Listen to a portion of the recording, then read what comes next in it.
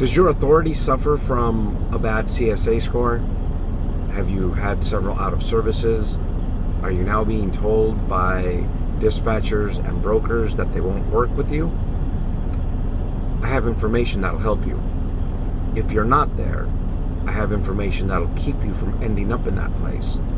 There's some very simple tactics and techniques that you can utilize as a regular carrier to help keep your authority in better standing, and more importantly, help keep your insurance costs down. The ultimate rating or scoring for us as carriers is done by a government agency that does not review or does not concern itself with its accuracy, and there could be things on your CSA that are incorrect. There could be things on your CSA that can really hurt you and even put you out of business. Watch the video. It's going to be a little lengthy. I'm long-winded. I'll try and break it down into sections. Even if you come back and watch a section at a time and kind of absorb it and learn it, it's a tactic. It's an ongoing procedure to keep yourself in compliance. Some people label their folder like this. They label it compliance. Compliance is not a folder. Compliance it's an activity, and it's ongoing, and it takes planning, and it's proactive and reactive at the same time. Watch the video. I think you'll benefit from it. Even if you're an older carrier, there might be some things in there that you're not aware of, and I'd like to be the one to help you guys figure this out. I'm not charging anything. I'm not even monetized on my account. Even if you watch the video or you don't watch the video, there's absolutely nothing in it for me other than helping other carriers navigate this world of being a carrier. Thanks for watching in advance.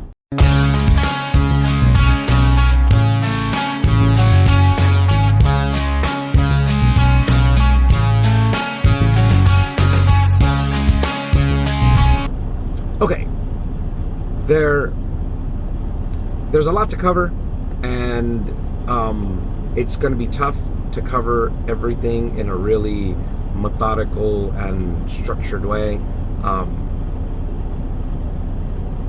It's a lot of information, and maybe if I sat down and wrote it all out kind of essay style and read it would be better, but I shoot from the hip on my videos, and if I were to try and put this thing together in essay form, it would probably take me a couple months to get it out, just because today I'm doing a reset, and we're close to my co-driver's home, so his wife came and picked him up.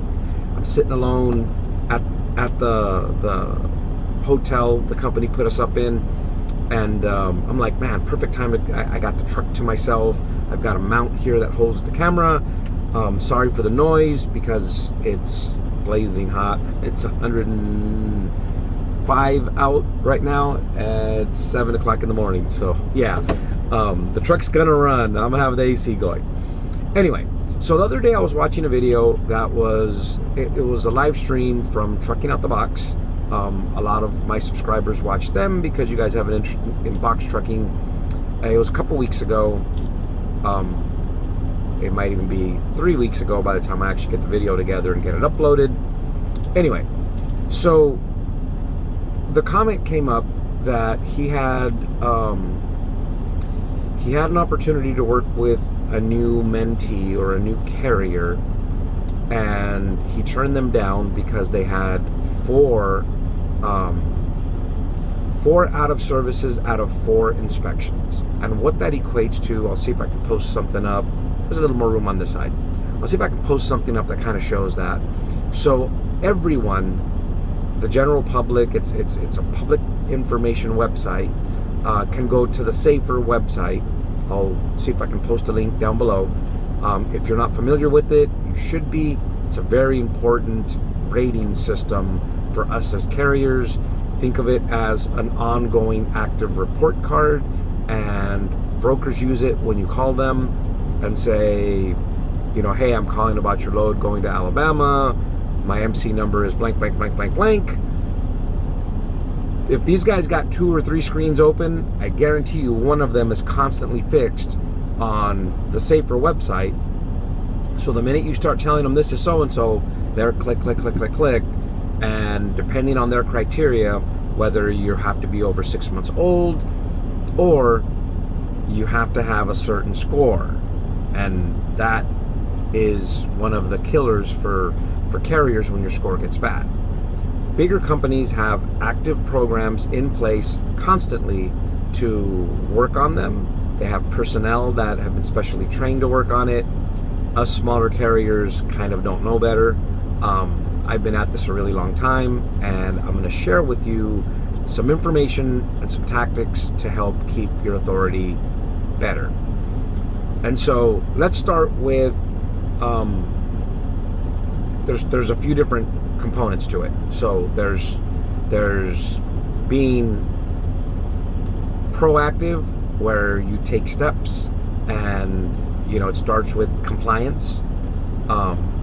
It starts with record keeping. It moves on into dilution. You're going to be like, what the heck is dilution? And education is a component that attaches to each of them. And there's probably going to be other topics I'm going to throw in. Again, I should have taken notes for this thing, but I had planned on doing this video when at home, where I could sit, think it through, and this layover thing that we're doing now, we're resetting the field, kind of was unscheduled. Really, really long story, but truck in shop, 8 up hours, long story. This video is already gonna be long enough. So let's start with the carrier that had 4 out of services in a scenario where there's only 4 inspections, and so their CSA score is 100% failure rate. Now, what does that provoke? What does that cause? And how does it affect you? Well, when you go to call someone, even like Trucking Out the Box, and they referenced Kobe Pegway told them, yeah, I don't work with people with bad authorities either. And so right off the bat, you have people that potentially are going to dispatch you, don't want to bother with you. And it's not that you affect them directly, but what happens is you affect their effectiveness. Maybe I should have worded that one a little better, but you make it where their job is harder. So if a dispatcher is going to charge you a percentage, for them to make money, they need to book you higher paying loads, and they need for you to bring volume to the table, right? But if every dispatcher or every broker they call says we won't work with them because their out of service rate is 100%, that's going to close the door for them. That same phone call could have netted them, let's just say, a $500 commission for them, and now instead what they got was a no. And they're going to spend more time getting you booked for one load versus in that same time frame they could have booked 4 other trucks on good paying loads. And so it makes sense they don't want to work with you. So from a getting work standpoint, that's a hurdle. But the other thing it does is when you're driving down the highway and you pass those weigh in motion stations where there's a scale up ahead, but you run over a scale on the highway and there's cameras. What these cameras do is they take a picture of your authority number, and it's not even a person that does this. It immediately punches up your authority, and depending on what your score is, it'll decide whether the sign's going to say truck bypass scale or truck enter scale. So if you have 100% failure rate, you're going to get pulled in, and there's a screen that someone at the scale sees, and the picture of your truck just came up and your safer score just came up. So this person sitting there is like, 100% failure rate, what do you think the odds are if we pull them into the barn we're going to find something? And so they're getting more bang for their buck with less personnel, and they're weeding out the ones that have issues. So next thing you know, you're pulled in again. Odds are this person has 4 out of services because the first 2 just made them look really bad. So, okay, we're going to do a hypothetical here and say that I'm a consultant so that you can see the philosophy behind it. So let's just say this carrier hired me as a consultant and says, Miguel, I need to fix this. I need to be able to work. What can we do? First thing I would do is look at what type of out of services do they have. Is it only equipment rating? Is it related? So it's out of services because the equipment has failures? Is it the same thing over and over again? Let's say, for example, hours of service issues? Or is it an issue with documentation and permits type compliance issues? Let's look at what is getting you your OOS. And so you evaluate that.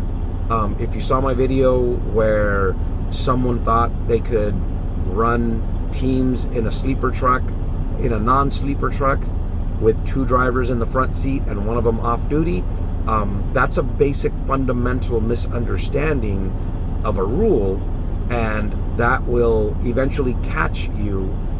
And if you think the cop is wrong and you continue to do it, you're going to get caught again, and you're going to get caught again. And so that's where the education part comes in towards the end, right? So what we do here is we look at what it is.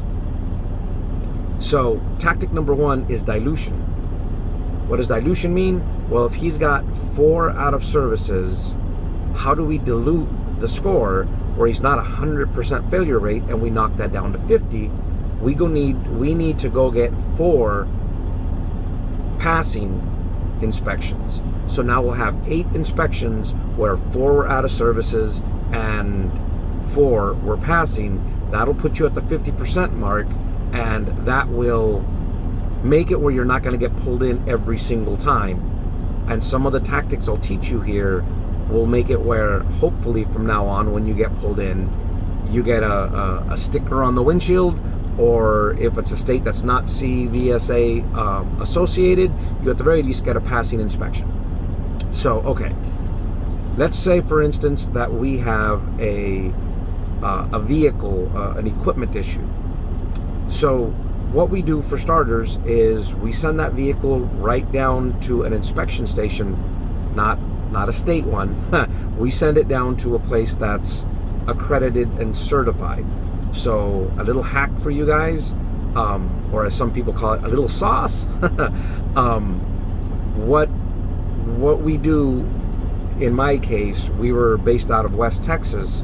So in the state of Texas, every time you register a truck and re-register it or renew it annually, you have to get a state certified inspection.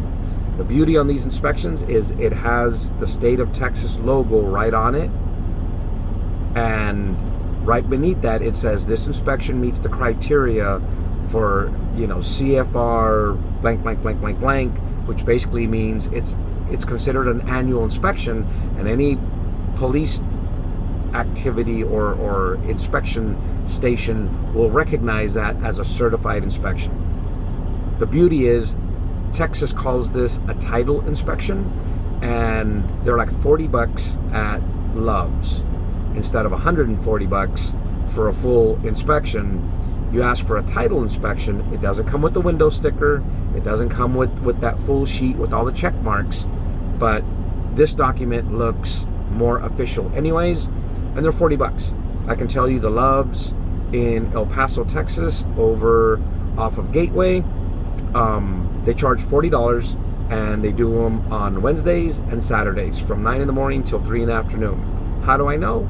We'll get to that. So, okay, you take your truck in there and you have them inspect it. If they tell you you have this wrong, you have that wrong, you have the other wrong, keep in mind that the person doing the inspecting is certified by the state. This person had to receive training and pass this training with a certificate to do these, and so they have the same level of validity as a DOT officer would. Granted, they can't put you out of service because they don't have that authority, but when they sign, they're signing with the authority of their certification, which means they start doing it fraudulently and they get in trouble, they can lose that certification. So the upside is you have credibility. And then you got to remember, if they find something that needs replacing, they're going to benefit from selling you parts and service. And so even if you don't agree with it, they err on the side of caution. So if they tell you you're good, you're probably good. If they tell you, hey, this tire's due, even if you don't take it from them, even if you go up the street to, Tony's tire service and you get a new tire there for less, it doesn't matter, because they told you that's what was wrong, right? So now that you know your truck is good, you go roll right into an inspection station and ask to be inspected. This will, if you have one failed inspection and it's the only inspection you have a 100% failure rate, right? You go do a secondary one voluntarily on your own within the next couple weeks or whatever. Now your failure is 1 of 2, so you're 50%. You go do a third one the month after that, and now 1 of 3 is a failure, so you're at 30%. You see what just happened there? And so your inspection you do before you go in there, so you don't get caught with an out of service again, is $40 at Love's in a state like Texas. I'm not sure how other states function, because I haven't. The only place I've registered vehicles is in California and in Texas. This is the cheapest deal by far, and so that's why I'm kind of referring to it that way. But the tactic is the same. Get your vehicle in order first, drive in, get another inspection, and what'll happen is, over the course of the next couple weeks, those inspections will be added to your score, and your score will improve. Now, the part we didn't discuss, and it's a very major one, is your insurance renewal coming around will weigh heavily on that. So if you have a 100% failure rating, you're not going to get the preferred insurance rate, versus if you have a 20% failure rating and the national average is 22, let's say, you're in much better shape.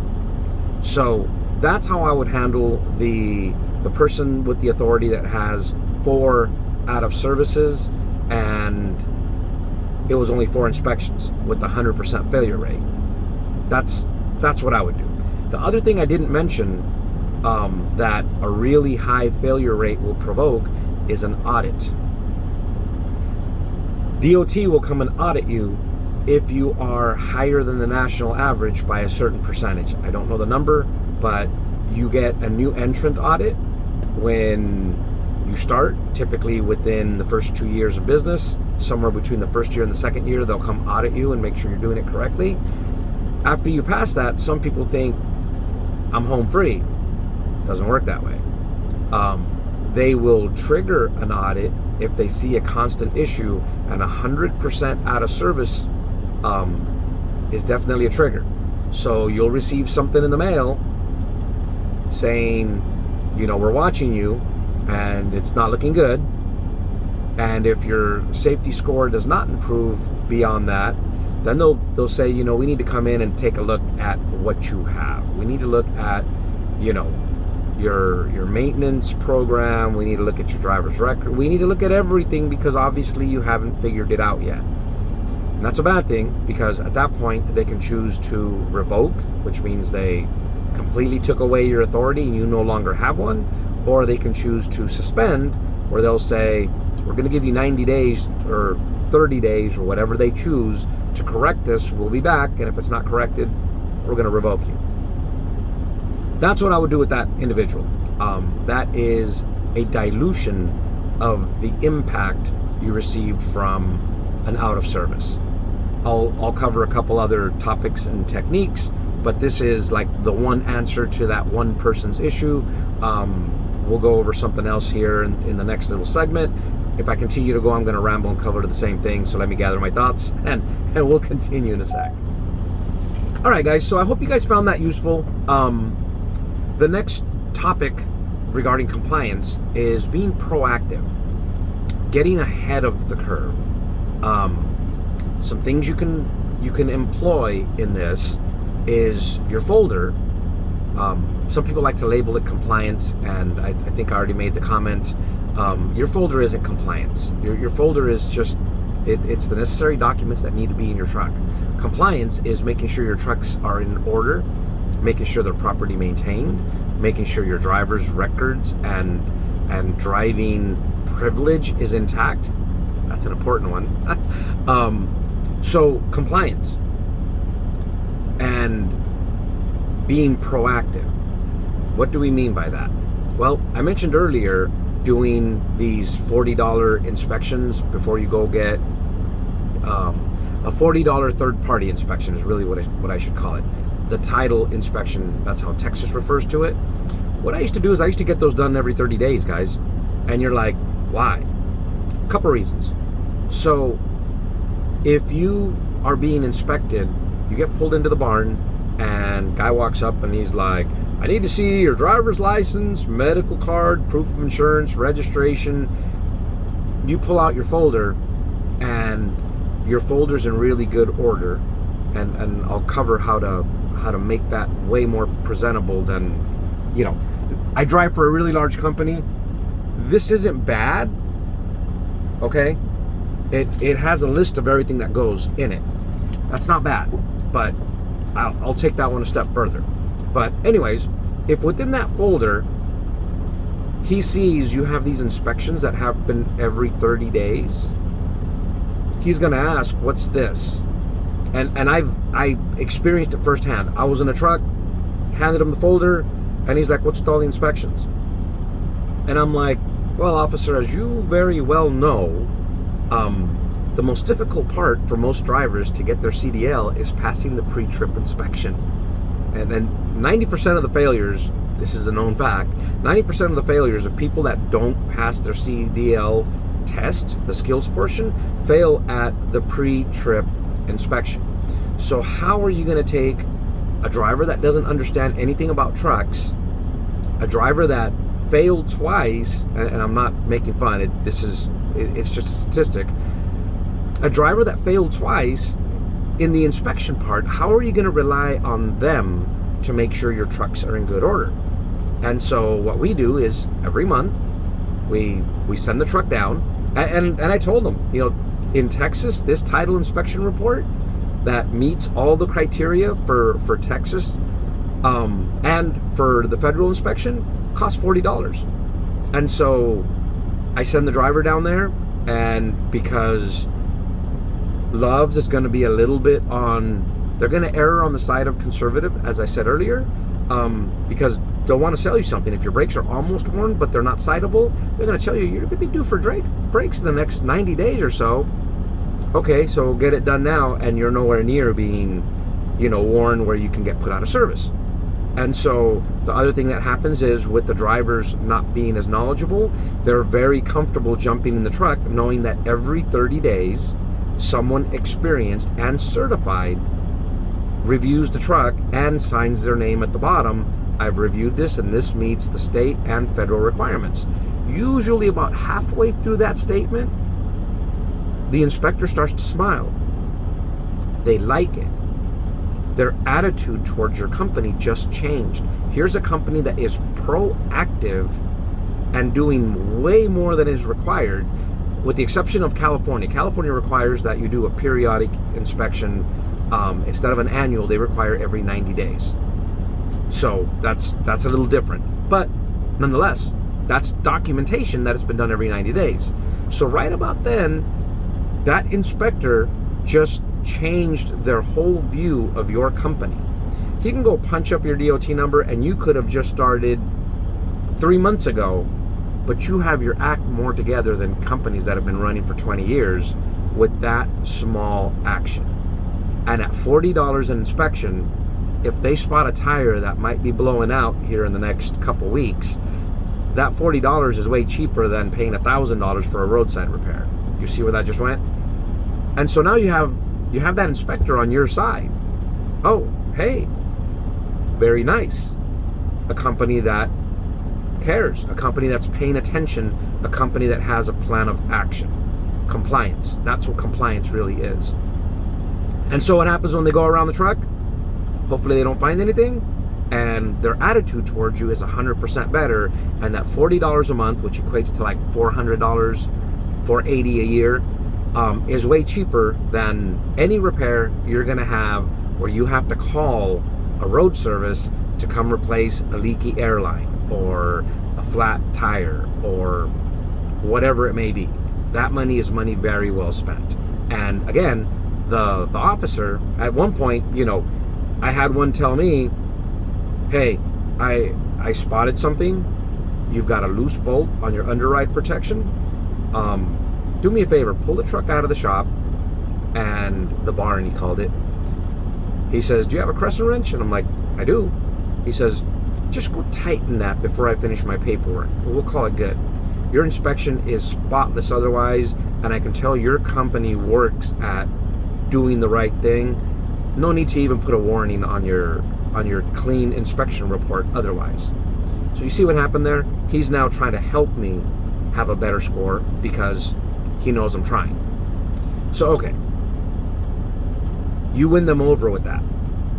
What else do you do when you pull into the barn? Well, you give them your folder, right? So this company did it a certain way. My thought is a little different. So at the top, I put my company name.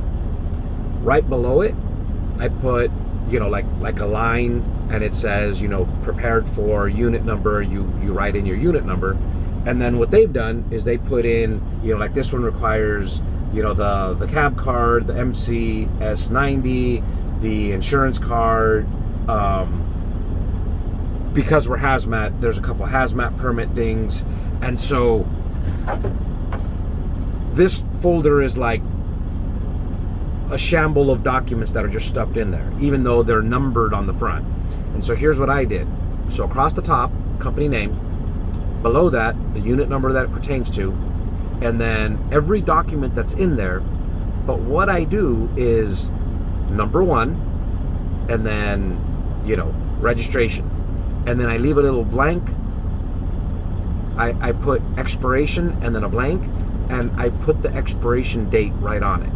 And so every document that's in there, number 1, number 2, number 3, number 4, number 5, there's a spot behind it where you write in when it expires, so that even without digging through all the documents, you can pick it up and say, hey, next month my insurance expires. And then you can flip it open.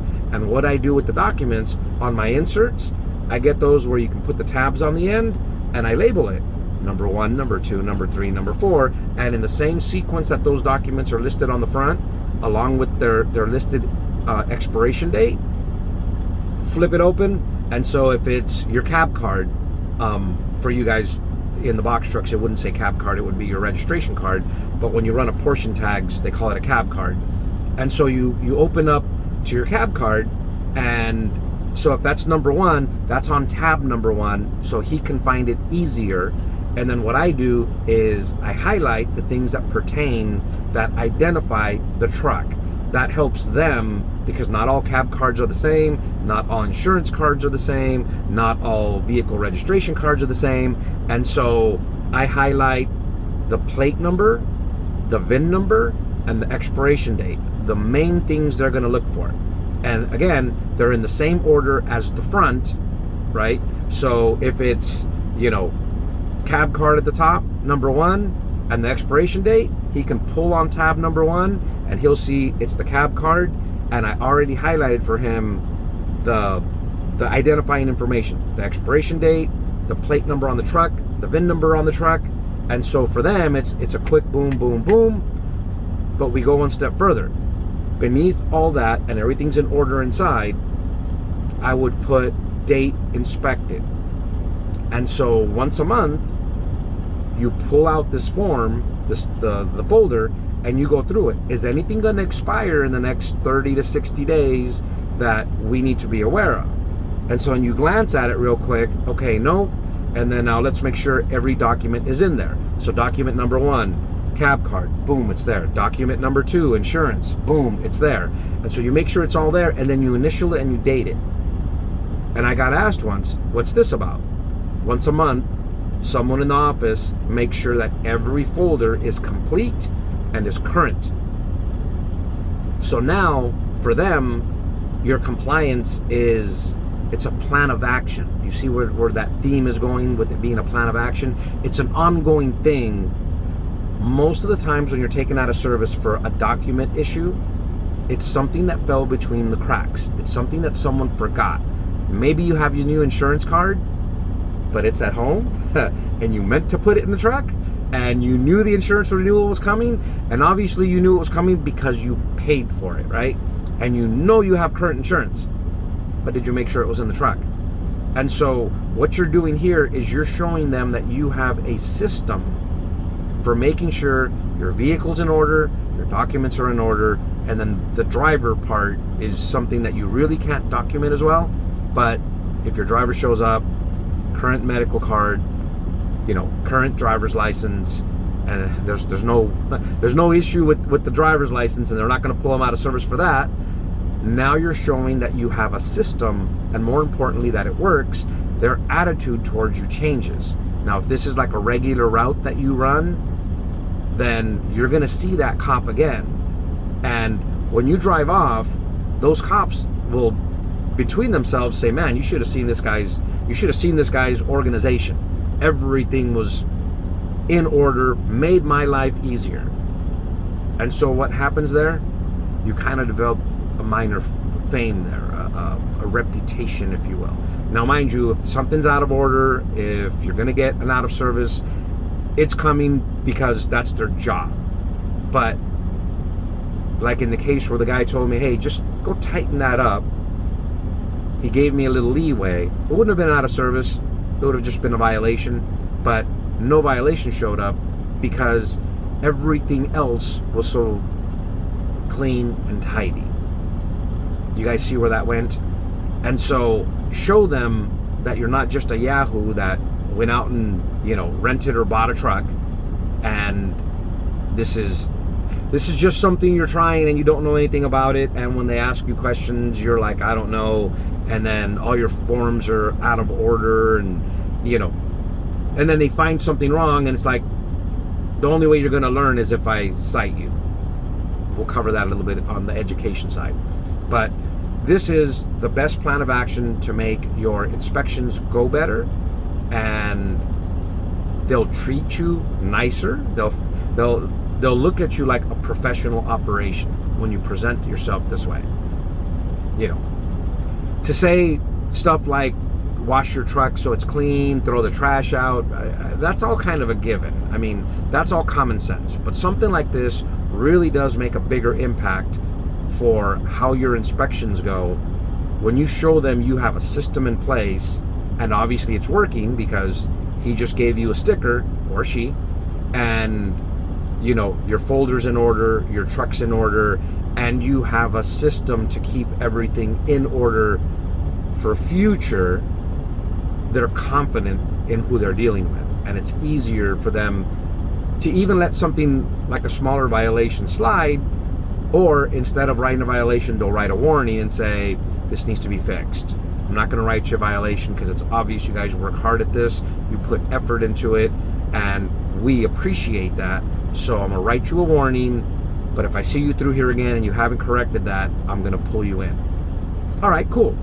A warning is way better than a violation. A violation is way better than an out of service. Anyway, we'll move on to the next topic. All right, so education.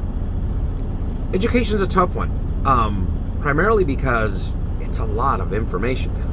It's a lot of regulations, and I did a video probably a little over a year ago where I brought up, running under your own authority versus leasing on with someone, and a few people commented, hey, I got my own authority, I'm doing great, you're crazy, why would you go run under somebody else so they can keep the money?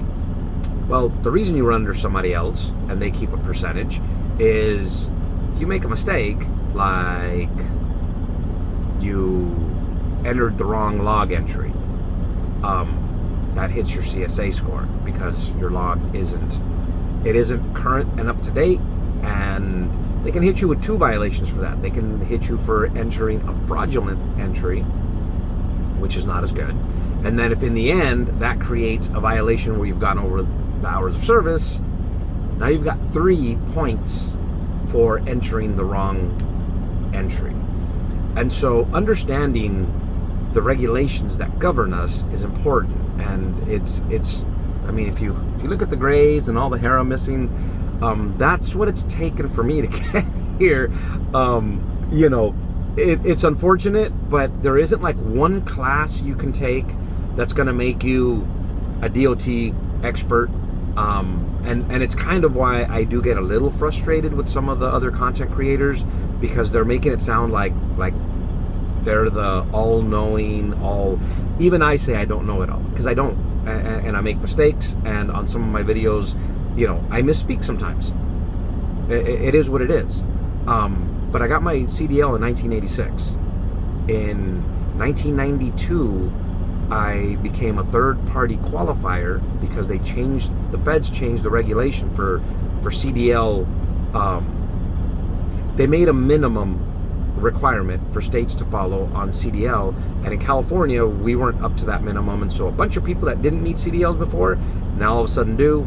And so I became a third-party qualifier because the company I worked for had a whole bunch of drivers that had to go pass, and the DMV was overwhelmed. If you try to get a test appointment, they were quoting you like 120 days out. And so I became certified. At that point, I was already handling our DOT compliance, which in California they refer to it as BIT compliance. In California, they come inspect you every 2 years at your facility. They go through all your records, they inspect trucks. It's far more stringent than anything the feds do. Anyway, and so with what I learned there, I actually started working as a third-party consultant to a lot of the other companies in town, mainly farmers, because they had a whole bunch of people, and they thought all their trucks were exempt from CDL requirement because they were an ag operation, and California doesn't recognize that federal loophole, if you want to call it that. And so back in 92, I did that for a living. In 2000, I started a business of my own where we were a private carrier or a not-for-hire carrier. We used to rent construction equipment. And then in 2012, I started my trucking business that ran in the oil field. And so I've got decades of making mistakes and getting my teeth kicked in. So it's not something that unfortunately we can learn overnight. There are a lot of helpful sites and documents. The FMCSA has one they call the FMCSA's Guide to Federal Hours of Service. I'll try and post a link. Before I posted a video a while back where I was helping to correct a misunderstanding that Trucking Out the Box had with regards to sleeper, and in that thin book, it covers, like in plain English, very easy to understand, the rules and regulations regarding hours of service, record of duty status, or rods, and that's something we carry in our manual. Well, we did in my trucking business. You know, it's like 5 pages, and carried a copy of it in there. Some people say, oh, well, you got to carry the green book because it's got, you know, all the regulations. But it reads like stereo instructions. This manual's pretty handy. Google is also your friend. You can find stuff there. Unfortunately, the way most of us learn is when we get a violation, okay? So you get a violation. Your driver calls you, hey, boss, I'm at the scales, and they just wrote me up for this. And you're like, what in the world is that? So when the driver gets in, you know, we all do it. We take whatever code they violated us for and punch it into Google, and you know, we dissect that and read every punctuation, every comma, every period, and that's how we become very familiar with that law. And then we Google search, how do you fight it? How do you beat it? Unfortunately, that's a big part of educating ourselves. There is an issue industry-wide. Not all cops get the same training. And so when I say that, what I mean is the CVSA, the Commercial Vehicle Alliance, tried to set up a standard. They didn't try, they did. They set up a standard where they train all of the officers to enforce in a uniform manner, and for the most part it works, with the exception of the fact that some states are not members. And so you might get a cop trained one way in one state, travel 100 miles, cross the state line, and enforcement activity is different in the next state. Unfortunately, that's kind of how it works, and we end up encountering what we refer to as Barney Fife. I've had several violations where we get cited and I accepted it as fact, and then when the problem comes up again, I think to myself, man, that can't be right. And then I research and I research and I research, and I discover I don't think they're right here. And then I go and fight it and discover they're not. They weren't properly trained. And so education is key, and it's difficult because you get a cop that works for the state and they think, I work for the state knows it all. But if you're in the state of Iowa, for example, I had a little thing with the guy that claims he's a retired DOT inspector, and I think he was from the state of Iowa because that's where he lives now.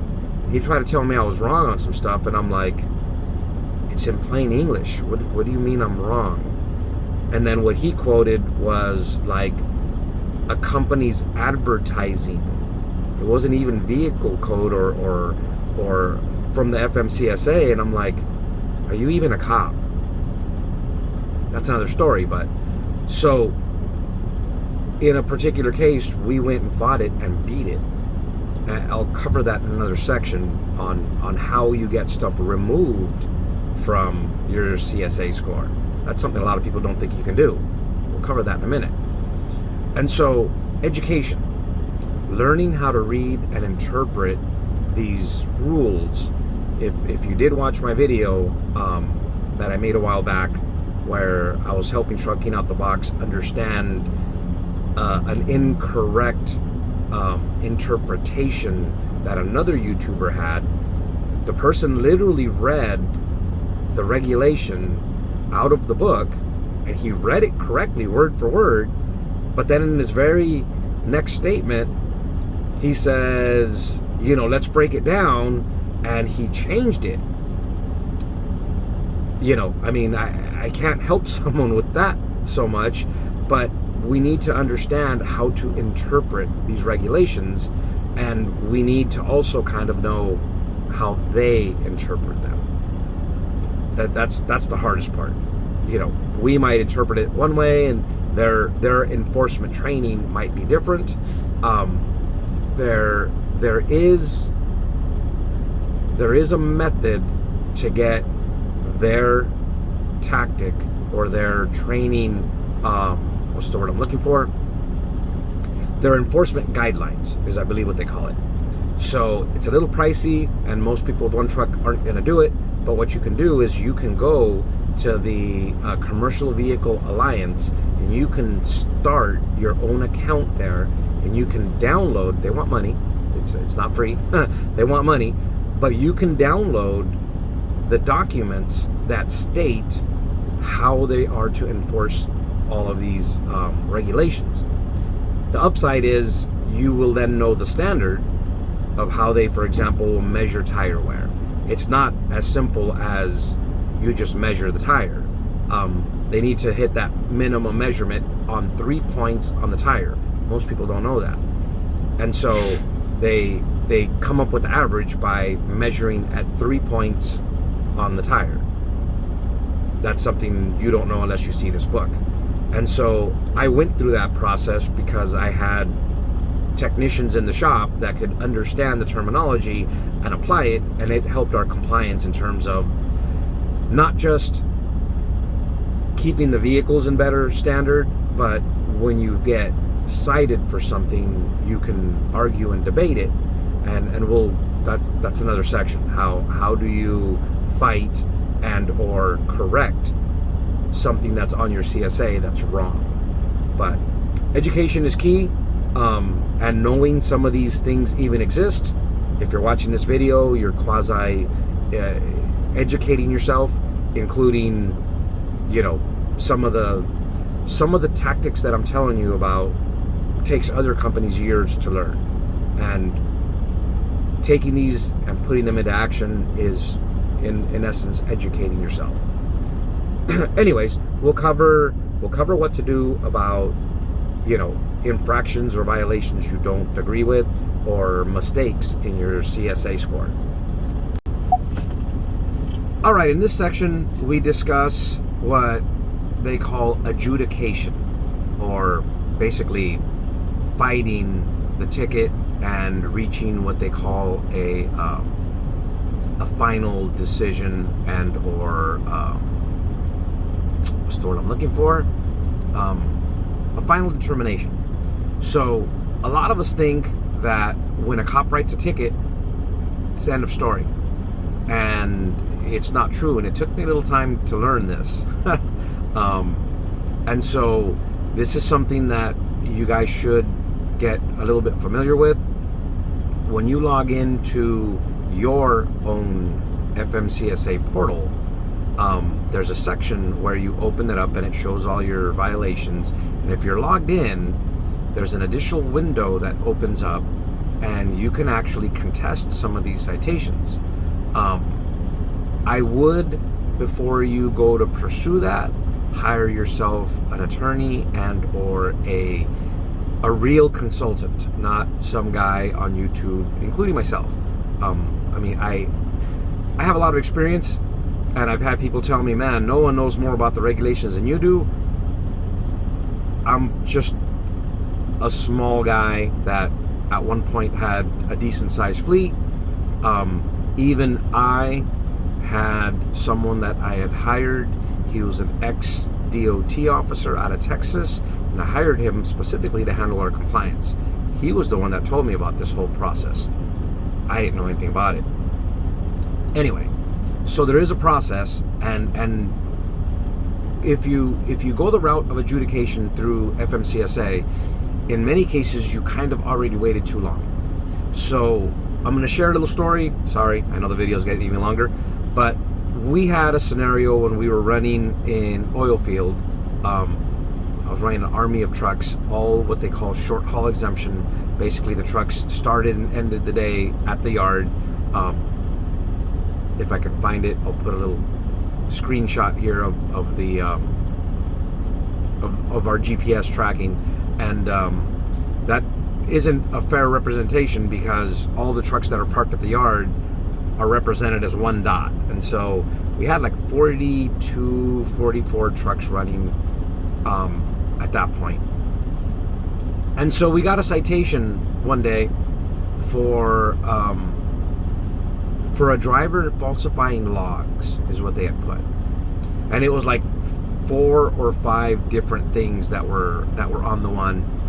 But when I talked to the driver, what he said was, yeah, he says, after the cop like went over everything, he asked me where I slept. And I said, well, in the sleeper. So that cop said, well, you can't sleep in the sleeper if you're using short haul exemption. I assumed the cop was right, and we took the violation. So, first lesson learned. In the state of New Mexico, when they write you a citation, it's actually like a notice to appear. You go to court, and the cop will be sitting there. And so the first time I went to go fight one of them, if I'd have known this from the get-go, I would have fought them all. So what he'll do is he'll write you like 5 or 6 things, and this is how he wins, okay?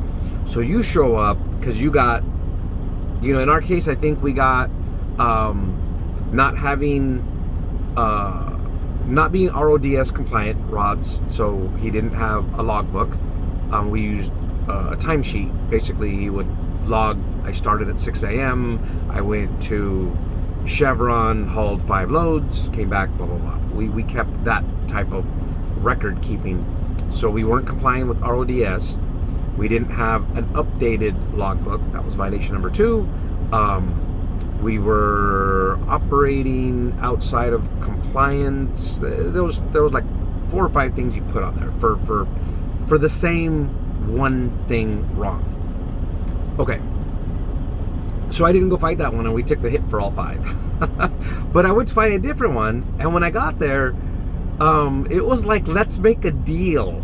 You guys remember that old show from the 70s and 80s? So I showed up, and he was like, all right, okay, so for you, I've got this, that, and the other. He goes, I'll tell you what, I'll throw these 4 out and hit you with just this one. What?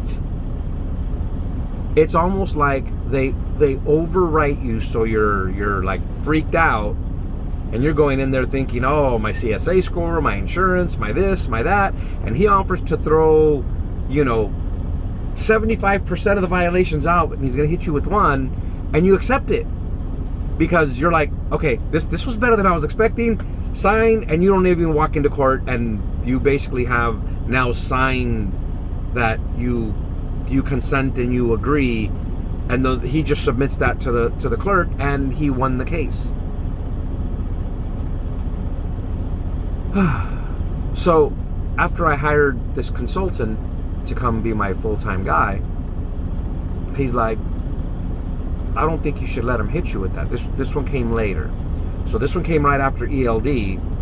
So when he popped the truck, when he popped the driver for these issues, it now included, we weren't ELD compliant, didn't have an updated log. This one was a big list. And what struck me as odd was the truck was a 1998 Peterbilt, which was ELD exempt. And, the guy I just hired, the ex-cop, tells me, well, yeah, he's playing you on the nerves. So you'll walk up and walk away. And I'm like, yeah, that happened before. He goes, well, yeah, of course that happened before. So he's going to throw this one out, throw that one out, throw this one out, and he's going to hit you for that one. It's still an out of service because they put my driver out of service for 10 hours. And I'm like, so what do we do? And he goes, we bombard him with paperwork. What he's saying is wrong. And so in this particular case, guys, what the cop was saying is that we cannot sleep in the truck when we're running short haul exemption. But what the law actually says is we cannot use the sleeper berth provision. And what that means is when you run short haul exemption, you can't do a sleeper berth split. You can't use the sleeper to reset your clock. And so the word provision, these guys in their training, they're not CSA members, so they were trained by someone that's been a cop for 20 some years, and he just told them this is how it is. Their poor training made these cops misinformed. My guy was from Texas, and their training was different. He's like, the CSA provision stands for the legal protection or boundary, if you want to call it that using sleeper berth gives you. In other words, the line item on your log cannot be used, but it doesn't say the driver cannot sleep in the truck. And so we downloaded and printed documents from the FMCSA, from New Mexico State, from Texas State, from California State, from all these different websites, and we went in there and basically explained to the judge, nowhere does it say the driver cannot sleep in the truck. The driver has to be released from duty at the original place where he came to work, basically the yard. But to prove the point, we are allowed as short haul exempt carriers, I was back then, we are allowed to even use the truck for personal conveyance. So you can use the truck for personal conveyance, but you can't sleep in it when it's parked in the yard. And every cop in New Mexico has been trained to believe that if you sleep in the truck, you are in violation of short haul exemption, and it's not true. So we beat this in court. The cop threw it out. The judge threw it out. And the cop was mad because the cop thinks we were wrong. So he wrote me 3 more citations for the same thing. We went back to court, and they threw it out. And then I found out from my guy that you can, at that point, any other violation that's on your CSA score, there is a process to correct your score using the FMCSA's website. So what you need to do is log in to your carrier account, and there's a section there where you can adjudicate these citations. And so it's a process. They send you forms, you fill them out, and what we did is we sent them basically where the judge threw it out. We gave them all our justification, and they removed 2 issues where I got like 4 citations on one and 3 citations on the other for using the sleeper berth, which even they understood you can sleep wherever you want. Sleeping in a parked commercial motor vehicle is considered off-duty no matter where the vehicle is. And if you're using short haul exemption, there's no illegal use of the sleeper. You simply cannot use the sleeper berth provision on your RODS, basically on your logbook. And so there is a process where you can fight these tickets. In many states, when they write you a citation, they give you an appearance date, and if you don't appear, it becomes a conviction and it goes through. Some states don't do it that way, so you have to learn where you got your citation if there's a process. In New Mexico, you can go to court. If you don't go to court, it just becomes a conviction and it appears on your CSA score. If you go to court and you can convince the judge, they throw it out and it does not appear. In California, they typically issue it like a correction ticket. In other words, like if your car has a cracked windshield and you have to go get the ticket signed off, there's a process in California you can use also. When I was still a California carrier, I went from one scale house straight to another and had them inspect me again. They gave me a passing score. Then I contacted the supervisor of the cop that wrote me the first ticket and said, how are you people citing me for this violation? And then 80 miles later at a different scale house, I got not only a passing inspection, but you gave me a sticker. And the cop was a little bit frustrated.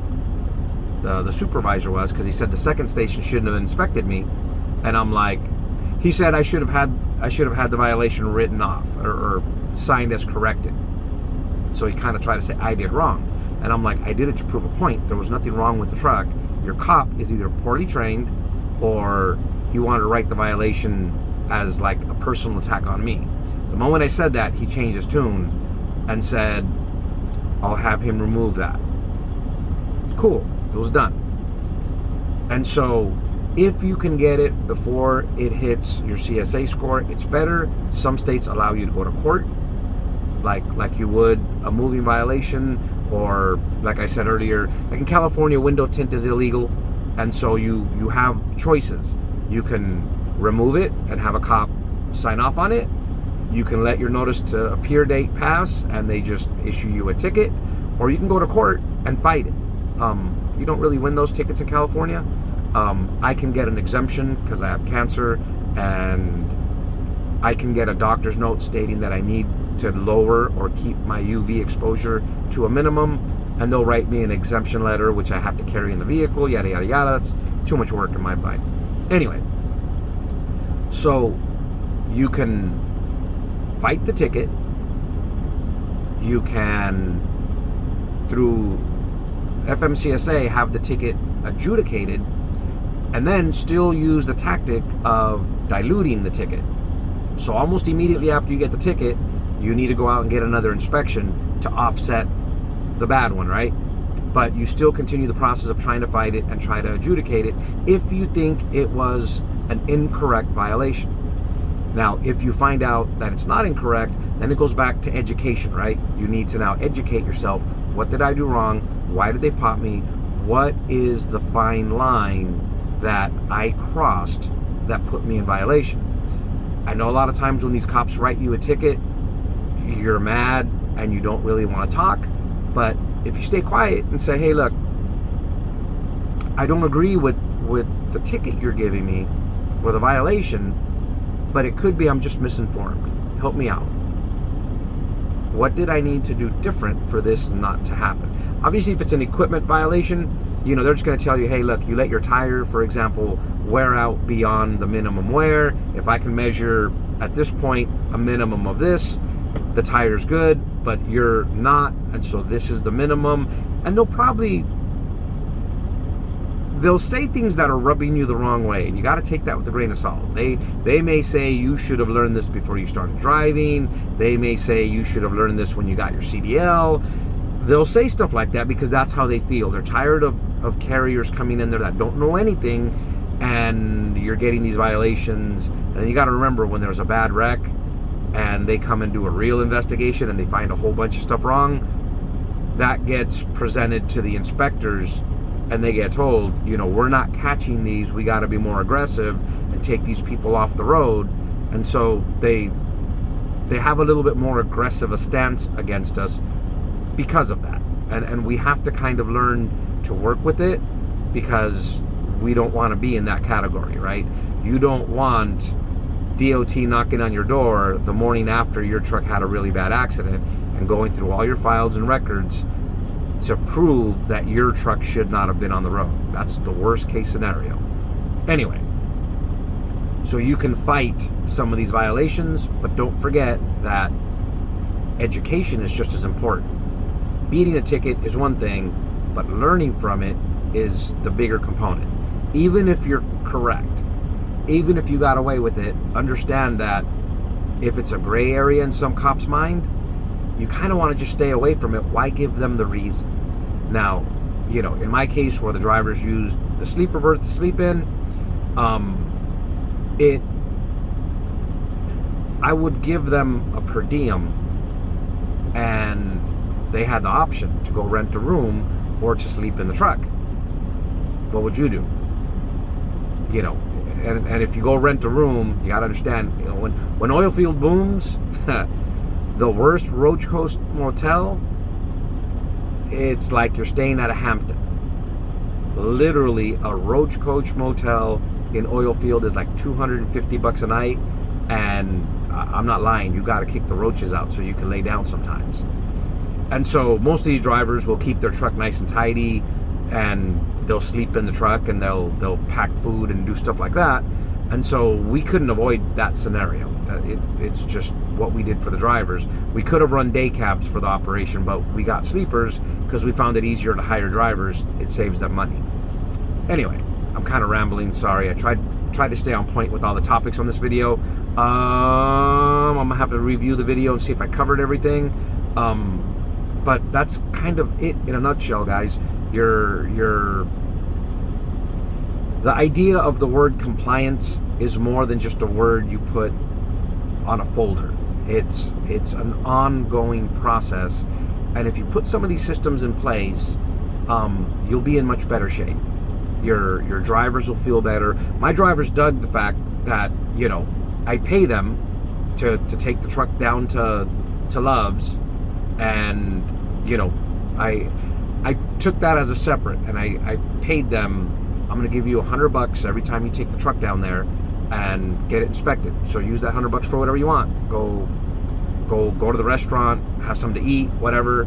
But they really liked the fact that when they rolled out of town, they had a fresh inspection, the truck passed, and they shouldn't get hassled by anything. And typically we did this like right after they went home and reset, and so they're leaving with a clean clock, clean bill of health on the truck, and if they get pulled into a scale, they're more confident and comfortable because it's been inspected by someone that's been trained to inspect, not someone that signed a document and said, I have the experience. I mean, I did that. When I first started the company, I just signed a federal document that stated I've been working around trucks for X amount of years and I have the experience level and I can do the inspections. But in these cases, we were getting the inspection reports done by someone that passed a state certification program, and the state of Texas logo appears right at the top, and my drivers felt better driving the trucks that way. Anyways, guys, I hope this helps. Remember, the other component to compliance is it's also going to help you keep your insurance premiums down. That's one of the major takeaways. If your CSA score is poor, like I said, it triggers audits by FMCSA or your home state. brokers don't want to work with you, dispatchers don't want to work with you, and insurance rates are higher. Until you get to about 20 trucks in fleet size, I've been working on another video on that, and I'm not sure if I'm even going to get to finish it or not, but when my trucks hit 20 in the fleet, my insurance premiums were no longer based on CSA score. What that meant was my pickup trucks that we use as hot shots were $2,500 a year. Not $2,500 a month, $2,500 a year. My semi trucks were $5,100 a year. And this is hauling in the oil field, where unfortunately we have a lot of wrecks in the oil field. The equipment gets beat up bad, always being off-road, and equipment failure, driver fatigue, because everyone runs short haul exemption. A lot of drivers stay out and run 20 hours, sleep 4 and run another 20. It's illegal, but they've convinced themselves, since they don't need a logbook, all I got to do is lie well enough. It's a bad part of that industry, but insurance premiums are really high for oil field, and those were my rates. And it was solely based on claims. So my truck hits a cow, I go buy another $500 hood, a couple $100 of material, we spray a new hood ourselves, and put the truck back together and not file a claim. That's a huge money saver, but that's larger scale. For you guys just starting up, you know, you're years away from getting there, unless you're very fortunate and found something great that helped you. So CSA score is like the #1 component. They look at it, that and driving records. We didn't really touch on driving records and driving status on this video. I think that's pretty well common sense. Your driver has to have the proper license for whatever he's driving. If he has any kind of restrictions, like can only drive by day, can only drive for work, yada yada yada, you want to really make sure what's going on and why they have the restriction. The company I'm working at now just let someone go because they have a restriction. They haven't shared the details, but that's the talk around the driver's lounge. I haven't really scratched at it. Really nice guy. I think he was going to be a great driver for us, and they had to let him go. I can't really touch on any other details because I don't know him, and I probably shouldn't share it anyways. But that's about it, guys. Sorry the video got really long. It covered lots of topics. I hope it's helpful. Honestly, I think it's probably one of the most helpful videos I've put out. It's a key component to the success of your business. Good luck to everyone, and thanks for watching.